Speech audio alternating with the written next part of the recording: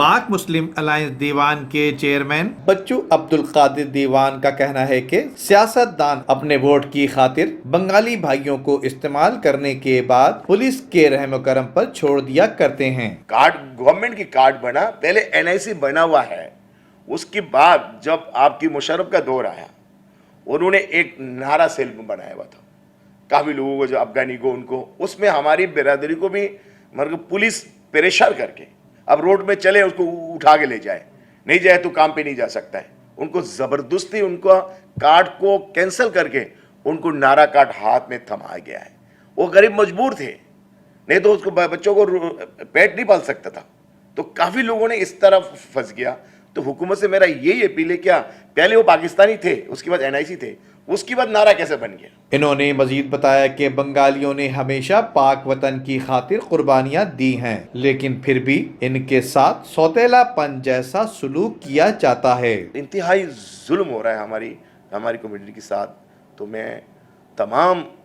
تمام پولیٹکس سے میں یہ اپیل کروں گا، اور خاص طور پہ اب عمران خان صاحب ہے، اپنے ہمارا چیف جسٹس صاحب ہے، اپنا آرمی چیف ہے، ان سے بھی میرا یہ اپیل ہے کہ اس مسئلہ کو حل کیا جائے اور اس ایشو کو اٹھایا جائے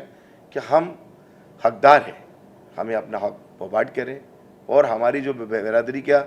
مین ایشو ہے، ایک فیملی کا 10 فیملی ہے، ان کے اندر 4 کارڈ بن کے آ چکا ہے، اور 4 کارڈ کو ہول کرنے کا یہ کہاں کا قانون ہے پاکستان کا؟ میں یہی اپیل کرنے چاہوں گا، ایسے کوئی فیملی ہماری، اتنی بہت ساری فیملی ہماری اس طرح کا مسئلہ مسائل میں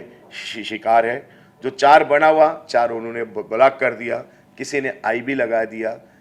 اس طرح مسئلہ مسائل کی وجہ سے ہماری ایک فیملی کا، اگر ایک باپ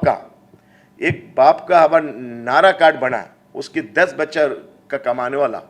وہ بھی گھر پہ ایسے بیٹھا ہوا صرف باپ کی ایک کی وجہ سے۔ پاکستان میں 70 سالوں سے بسنے والے بنگالی خاندان کے بچے آج بھی بغیر تعلیم، بغیر سرکاری نوکری کے مجرموں جیسی زندگی گزارنے پر مجبور ہیں۔ کیمرہ مین امجد اقبال کے ساتھ Nadeem Siddiqui, M7 city news, Karachi.